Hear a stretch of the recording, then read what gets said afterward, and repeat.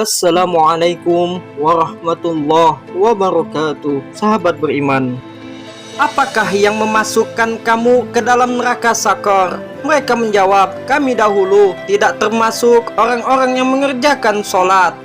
Sholat merupakan suatu kewajiban bagi setiap muslim, yakni mereka yang beragama Islam. Oleh karena itu, orang yang mengerjakan sholat akan mendapatkan pahala, sedangkan yang meninggalkannya akan mendapatkan siksa. Sholat adalah kunci dari diterima atau tidaknya setiap amalan yang kita lakukan. Bahkan, sholat menjadi penentu yang paling penting pada saat manusia ditimbang amalnya pada yaumil hisab nanti.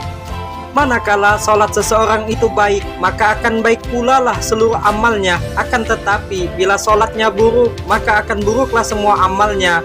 Oleh sebab itu, sebagai muslim, kita perlu menjaga sholat kita agar kita diselamatkan dari siksa neraka Sakor.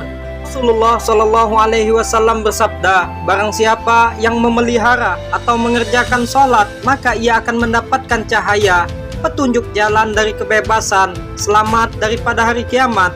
Barang siapa tidak memelihara sholatnya, ia tidak akan mendapatkan cahaya, petunjuk jalan dan kebebasan. Bahkan di hari kiamat nanti, ia akan bersama Qarun, Fir'aun, Haman, dan Ubay bin Khalaf.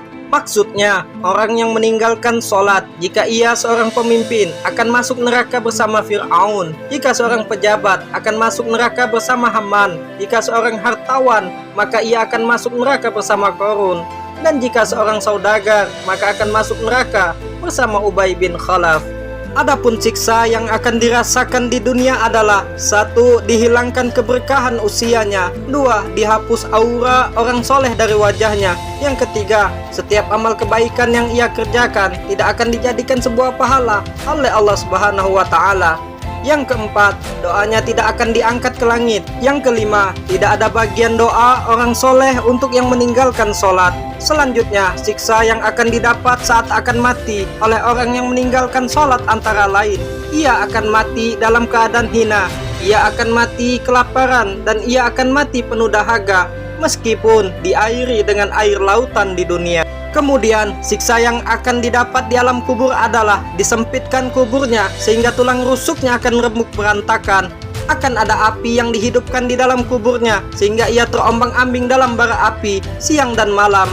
Kuburannya akan dikuasai dan dicampuri oleh sejenis ular yang bernama As-Suja'ul Aqra. Ia memiliki 2 mata yang terbuat dari api, kuku-kukunya terbuat dari besi, dan suaranya bagaikan petir yang menggelegar. Tuhanku memerintahkanku untuk memukul orang yang melalaikan sholat subuh hingga muncul matahari.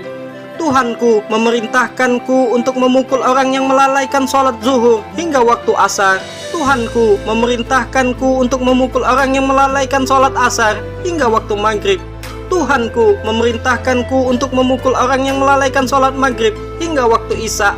Tuhanku memerintahkan aku untuk memukul orang yang melalaikan sholat isya hingga waktu subuh. Adapun siksa yang akan didapat saat keluar dari kubur oleh orang yang melalaikan sholatnya di hari kiamat nanti adalah: hisabnya akan diberatkan, mendapatkan amarah dari Allah, dan masuk ke dalam nerakanya Allah. Na'udzubillah, summa na'udzubillah min zalik. Wallahu alam bisawab.